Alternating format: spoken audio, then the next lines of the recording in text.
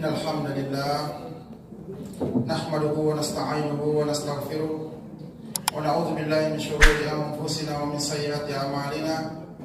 May yahdihillahu fala mudilla lahu wa may yudlilhu fala hadiya lahu.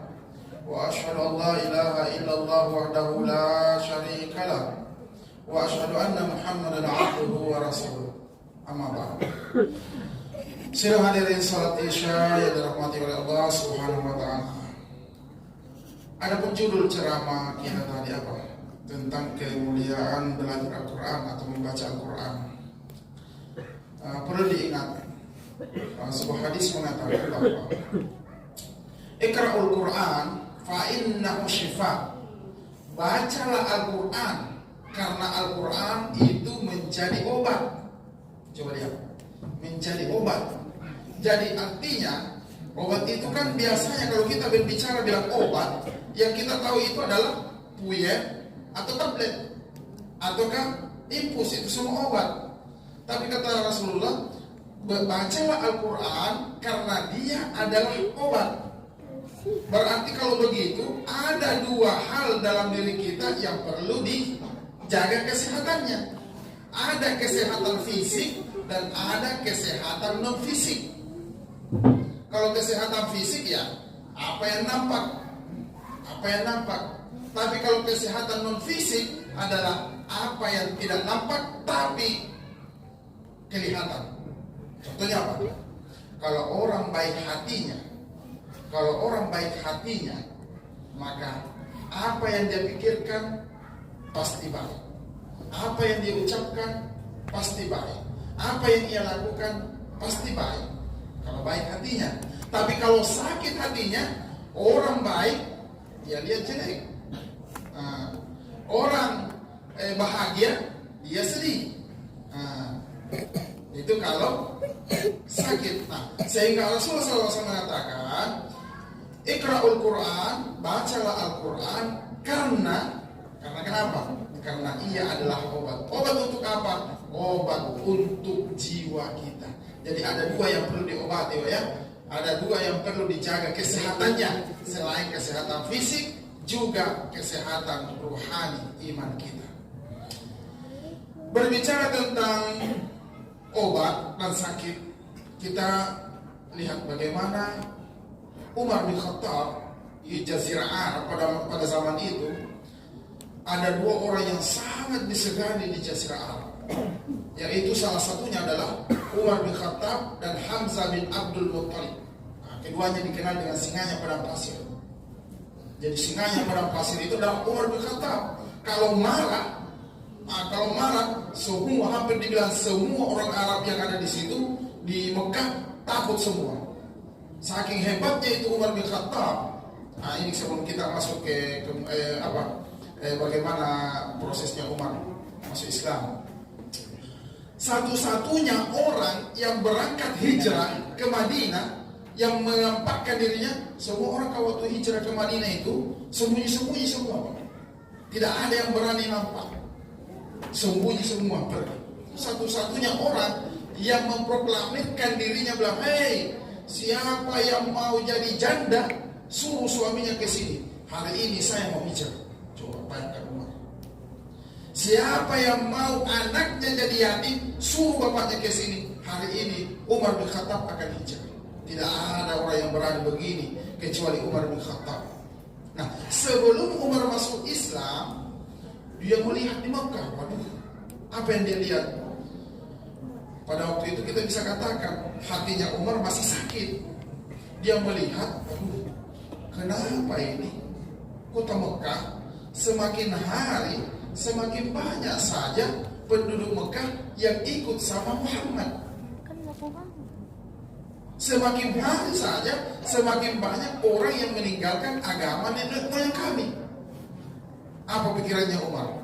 Singkat, dia cuma bilang satu-satunya cara untuk menghilangkan pengaruh Muhammad di kota Mekah adalah menghilangkan Muhammad itu sendiri. Bagaimanapun caranya, Muhammad harus hilang dari kota Mekah. Hidup atau mati, Muhammad harus dihilangkan. Akhirnya apa? Ya pendek pikirannya Umar karena dia adalah orang yang pemberani, orang yang ditakuti, orang yang disegani. Sendiri dia pulang ke rumahnya. Sampai di rumahnya dia ambil pedangnya, dia ambil pegang-perangnya. Kemudian dia pergi cari Nabi Muhammad SAW. Tapi syukur di tengah jalan belum sempat ketemu dengan Nabi Muhammad SAW, beliau Umar bin Khattab ketemu dengan Nu'aim. Melihat Umar bin Khattab memakai pedang, membawa pedang lengkap dengan siap mati, dia, ya Umar, ada apa ini? Mau kemana? Kenapa pakai pedang? Kenapa kayak mau pergi perang? Apa Nabi bilang? Nabi bilang, saya harus menghilangkan Muhammad dari kota Mekah. Jadi Nu'aim bilang, ya Umar, sabar dulu. Karena saya dengar informasi bahwa saudari-saudarita Fatimah itu sekarang juga termasuk pengikut Muhammad. Aduh, gawat ini. Mau pergi dibunuh Nabi Muhammad, tapi ternyata adiknya sendiri jadi pengikut Nabi Muhammad. Apa yang terjadi? Umar bin Khattab menurunkan niatnya datang ke Nabi Muhammad SAW. Dia kembali ke rumah saudarinya. Sampai di depan rumah saudarinya, dia tidak langsung masuk. Dengan samar-samar, ingat, Umar bin Khattab pada saat ini masih kafir. Dengan samar-samar dia dengar, apa nak baca nih adikku di dalam. Adiknya sama suaminya. Apa nak baca adikku ini di dalam? Sepertinya apa yang dia baca dari syair itu mustahil, kata Umar bin Khattab, mustahil kalau ada orang yang bisa bikin syair seperti itu. Ingat, lihat, satu pengakuan sudah dari Umar bin Khattab. Dia belum masuk Islam, tapi dia sudah mengakui bahwa apa yang dibaca oleh saudarinya itu mustahil ada orang yang bisa membuatnya. Karena dia belum masuk Islam.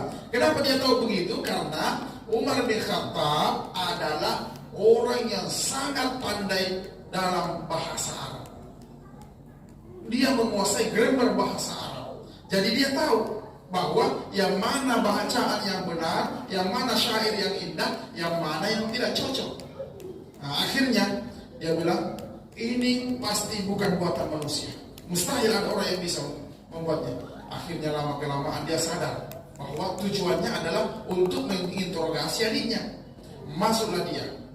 Dia tanya adiknya, apa yang kamu baca tadi? Adiknya mengelak. Dan tidak, kami coba bicara. Dan tidak, ada yang kamu baca yang tidak sama seperti yang pernah saya dengar. Belum pernah saya dengar syair yang seindah itu.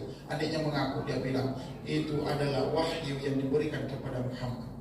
Penasaran Umar bin Khattab, kemudian dia mau mengambilnya dan dilarang oleh adiknya, dikatakan tidak bisa disentuh kecuali orang yang suci. Mandilah Umar bin Khattab, kemudian membaca Al-Quran. Setelah membaca Al-Quran, keluarlah ia menemui Nabi Muhammad SAW. Karena kebetulan baru beberapa hari Hamzah, juga singanya padang pasir, masuk Islam. Kebetulan dia di Darul Arqam bersama dengan Nabi Muhammad. Datang Umar bin Khattab, melihat dari jauh, dia bawa pedang. Umar Hamzah mengatakan, lihat siapa yang akan mati. Salah satunya, kalau bukan Umar yang mati, maka saya, Hamzah bin Abdul Muttalib, yang mati.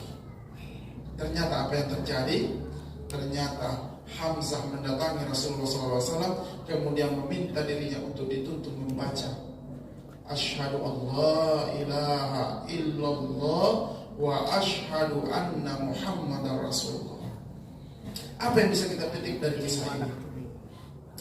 Bahwa